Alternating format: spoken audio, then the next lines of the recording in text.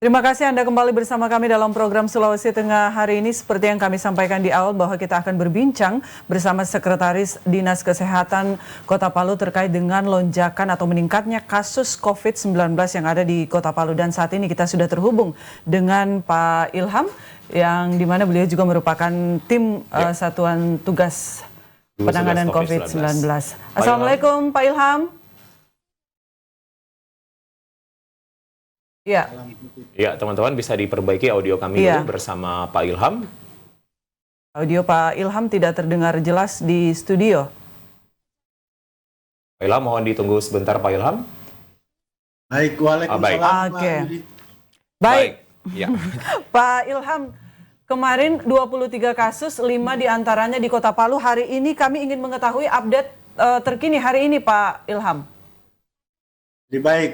Untuk perkembangan kasus COVID-19 di Kota Palu, sesuai dengan data yang dirilis sampai dengan kemarin pada pekan akhir ketiga, sejumlah 24 orang. Ini dari kasus COVID-19 di Kota Palu sejak terkonfirmasi tanggal 26 Maret, jadi sudah berlangsung kurang lebih 7 bulan, dan di bulan September ini mengalami sedikit peningkatan, yaitu pada sejumlah 24 orang. Untuk hari ini Pak Ilham, update-annya? Ada ketambahan kasus?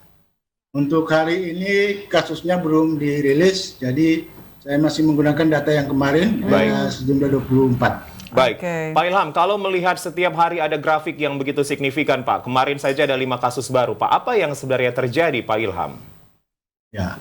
Kalau kita lihat perkembangan kasus di September ini memang ada gejala peningkatan. Jadi pada minggu pertama itu sesuai rilis ada 3. Kemudian pada minggu kedua ada 7. Kemudian pekan kemarin minggu ketiga ada 14. Jadi kalau kita lihat memang ada perkembangan yang signifikan. Kalau kita lihat setiap minggunya ada peningkatan penurunan 2. Artinya kalau kita lihat dari situ ada 3, kemudian jadi 7, 2. Jadi penurunan 1 orang menurun pada 2 orang. Itu yang kami bisa lihat. Iya, dari Pak Ilham? Ya. Sudah dilakukan evaluasi ini dari klaster mana saja Pak Ilham? Ya. Yang terjadi perkembangan sampai sekarang itu klaster gereja yang ini masih berkembang. Kemudian ada beberapa yang didapatkan hasil kontak tracking itu menurut informasi yang didapatkan dari investigasi memang tidak terjadi kontak, tapi hasil PCR-nya positif. Jadi dari klaster rumah ibadah begitu Pak Ilham ya? Siap. Kita fokus ke klaster rumah ibadah dulu Pak, atau gereja begitu Pak. Apa yang sudah dilakukan Pak, tracing dan tracking Pak, kepada jemaat Pak? Terima kasih. Tim pengendalian COVID-19 Kota Palu telah meningkatkan kinerja dalam hal surveillance. Yang pertama berkaitan dengan sistem surveillance-nya. Jadi kita secara terintegrasi semua turun. Kemudian yang kedua melakukan investigasi yang lebih mendalam. Artinya kita melakukan penyelidikan lebih luas pada orang-orang yang terjadi kontak, baik itu kontak erat maupun kontak ringan. Kemudian kita lakukan tracking. Artinya orang-orang yang pernah berhubungan dengan yang bersangkutan. Artinya langsung kita lakukan tes. Tes. Yang kontak erat kita langsung bawa di Wisma Pondok Perawatan. Jadi kemudian kita lakukan PCR, pemeriksaan untuk penentuan diagnostiknya. Yang positif langsung kita rujuk ke rumah sakit. Pak Ilham, artinya akan ada pengetatan begitu Pak untuk peribadatan Pak yang kemudian akan dilakukan di rumah-rumah ibadah selanjutnya? Ya, kami sekarang untuk Kota Palu sudah mulai berdasarkan perwali untuk melaksanakan penegakan disiplin terhadap protokol kesehatan, baik itu di sarana ibadah maupun tempat umum lainnya. Sementara dalam proses pembentukan tim untuk melaksanakan penegakan disiplin. Baik, Pak Ilham, ini kan kita akhir-akhir ini sudah mulai longgar begitu Pak. Sudah banyak yang kemudian orang melakukan perjalanan dari dan juga keluar kota begitu, keluar Palu khususnya. Nah, ini klaster khusus perjalanan ini memang berkembang di masyarakat bahwa yang banyak kemudian terkena atau positif COVID-19 ini salah satunya juga dari klaster perjalanan. Artinya kalau seperti yang Pak Ilham katakan barusan dari gereja begitu atau rumah ibadah, artinya klaster perjalanan aman dong Pak? Ya, jadi begini, maksud daripada klaster gereja itu bukan gerejanya, jadi yang datang, pelaku perjalanan. Baik. Nah, kemudian ini menyebar kepada yang lainnya. Jadi bukan gerejanya, jadi ada pelaku perjalanan dari luar. Baik. Jadi untuk sementara masih klaster perjalanan. Gitu. Artinya Pak Ilham, apa yang sebenarnya harus dilakukan Pak? Karena memang kita melihat mobilisasi warga masuk dan keluar Palu juga begitu tinggi Pak, baik dari udara ataupun juga darat Pak. Baik, sebelumnya kita ketahui bersama bahwa Kota Palu itu semenjak terjadinya COVID di Kota Palu kita bisa mengendalikan, di mana kami melakukan pengetatan di lintas batas, khususnya pada pelaku perjalanan. Karena kami beranggapan bahwa salah satu faktor yang membawa daripada virus ini adalah pelaku perjalanan. Itu kami bisa tekan, bisa lihat berdasarkan data yang ada sampai dengan Agustus itu kami bisa tekan. Kemudian meningkat pada bulan September ini juga terjadi pelonggaran-pelonggaran. Pelonggaran-pelonggaran di lintas batas misalnya. Inilah yang menjadi tugas kita bersama, bagaimana ke depannya. Apabila hal ini kita tidak ketat kembali di lintas batas, itu. Jadi Pak Ilham akan ada upaya penutupan sementara bandara ataupun juga batas-batas pos pemeriksaan yang selama ini sudah dilakukan begitu Pak Ilham? Kalau untuk penutupan ini masih harus kajian. Baik. Dalam lagi karena pengaruh-pengaruh dampak, karena kita ketahui bahwa tujuan daripada pengendalian COVID ini juga harus memperhatikan dampak daripada ekonomi. Baik. Tentunya itu harus dikaji semua bagaimana dampaknya, tapi paling tidak kami akan memperketat kembali pada pos-pos lintas batas. Baik. Artinya perbatasan yang melalui jalur darat begitu Pak Ilham, karena memang kami pun juga sangat sering memberitakan Pak, ini termasuk anggaran juga yang kemudian tidak ada lagi begitu Pak Ilham untuk pos-pos perbatasan Pak yang lewat jalur darat. Apakah itu betul Pak Ilham? Ya, salah satunya adalah lintas batas darat. Mengapa harus demikian? Kita ketahui bersama bahwa setelah pengetatan di lintas batas ini, masyarakat beraktivitas sosial itu merasa nyaman, merasa aman. Karena adanya pengetatan lintas batas. Kemudian kalau ada pelonggaran, tentu hal ini menimbulkan lagi kecemasan masyarakat dengan ketambahan daripada kasus positif ini. Baik. Jadi di lintas darat kemungkinan besar akan ada kembali buka tutup jalan begitu Pak Ilham? Kalau persoalan buku tutup jalan ini kami harapkan tentunya ini adalah kewenangan pemerintah provinsi.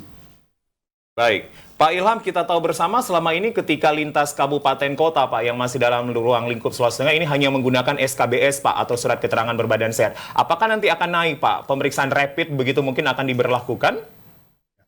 Kalau berdasarkan daripada aturan perhubungan, memang dalam setiap pelaku perjalanan itu diharapkan harus memperlihatkan hasil daripada rapidnya yang berlaku selama 14 hari. Nah, itu semula. Awalnya lebih ketat, cuman 7 hari. Kemudian PCR-nya 4 hari, kemudian dilonggarkan kembali menjadi 14 hari. Tidak hanya menunjukkan surat keterangan sehatnya, tapi hasil rapidnya. Karena kita bicara persoalan COVID, bukan persoalan kesehatan lain-lainnya. Baik, kami tegaskan Pak, SKBS masih akan diberlakukan atau akan ada rapid selanjutnya Pak? Ya, kalau di aturan mainnya itu SKBS dan rapid. Jadi kan kita bicara persoalan COVID. Jadi surat keterangan sehatnya itu tentunya yang berkaitan dengan hasil pemeriksaan rapidnya tentang COVID-nya. Baik. Pak Ilham, kita pindah lagi Pak. Kita lihat memang banyak kelonggaran yang sudah terjadi Pak, terutama kerumunan massa di tempat-tempat publik umum begitu Pak. Di kafe, di restoran Pak, ataupun juga di tempat-tempat lain Pak. Apa yang sebenarnya menjadi evaluasi Pak dari gugus tugas COVID-19 Pak? Baik, terima kasih. Berkaitan dengan protokol kesehatan ini, dalam minggu-minggu terakhir ini dengan peningkatan kasus ini kami melihat masyarakat sudah mulai antusias kembali menggunakan masker. Kemudian untuk tempat-tempat umum kafe, tentu hal ini kita harapkan bersama bisa mengatur pelayanannya, terutama jaraknya. Ada tempat cuci tangan, kemudian ada pemeriksaan-pemeriksaan seperti termogan. Sehingga orang yang masuk ke kafe atau tempat hiburan tersebut merasa nyaman atau merasa aman dengan kondisi COVID ini. Nah, kemudian kami Kota Palu berdasarkan Perwali akan turun melakukan penegakan disiplin ini. Karena Perwalinya sudah keluar tentang penegakan disiplin. Dan sementara dalam pembentukan tim yang akan turun melakukan pengawasan baik di tempat publik, pelayanan, ekonomi, dan lain-lain sebagainya. Baik, jika kemudian mendapatkan ada yang tidak patuh begitu terhadap protokol kesehatan COVID-19, apa yang kemudian sanksinya begitu, Pak Ilham? Ya, jadi baik. Untuk penegakan disiplin ini pertama-tama kita melakukan sosialisasi, pembinaan pada pelanggar-pelanggar, sehingga kita himbau untuk melaksanakan apa yang sudah ditentukan. Kalau memang toh sudah berulang kali tetap tidak, maka ada sanksi-sanksinya jelas.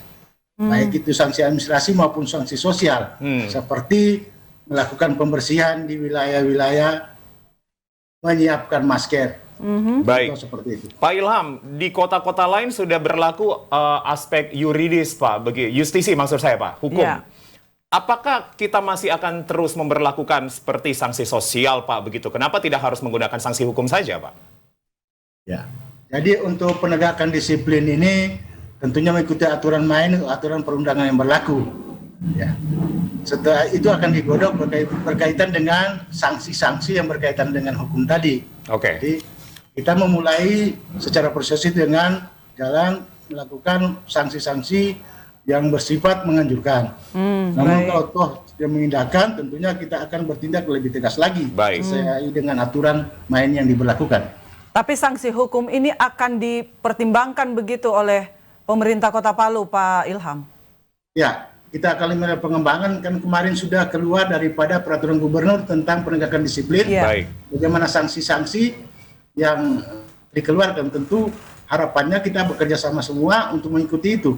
Baik, baik. Pak Ilham, yang terakhir, Pak, ini banyak yang mempertanyakan, kita sebenarnya sekarang Kota Palu ada di zona mana begitu, Pak? Orange atau merah, atau kita masih di zona kuning, Pak, statusnya? Nah, baik. Kalau kemarin kita pada zona kuning. Oke. Dengan perkembangan sekarang, tentu kita siap-siap masuk pada zona orange apabila kita tidak mampu mengendalikan. Baik. Kami melihat bahwa transmisi yang terjadi sekarang adalah transmisi klaster. Dalam skenario daripada pandemi COVID-19, kita ketahui bahwa transmisinya itu ada 4. Yang terakhir adalah transmisi komunitas. Nah, di Kota Palu karena sudah terjadi transmisi klaster. Nah, ini kita harapkan kita berupaya semaksimal mungkin agar sampai tidak terjadi pada komunitas lebih luas.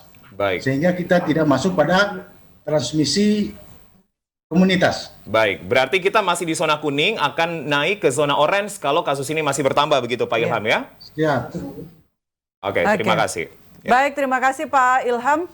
Sekretaris Dinas Kesehatan Kota Palu sudah berbagi dan berbincang bersama kami hari ini terkait dengan COVID-19. Semoga tetap sehat selalu Pak Ilham beserta seluruh jajaran. Terima kasih Pak Ilham.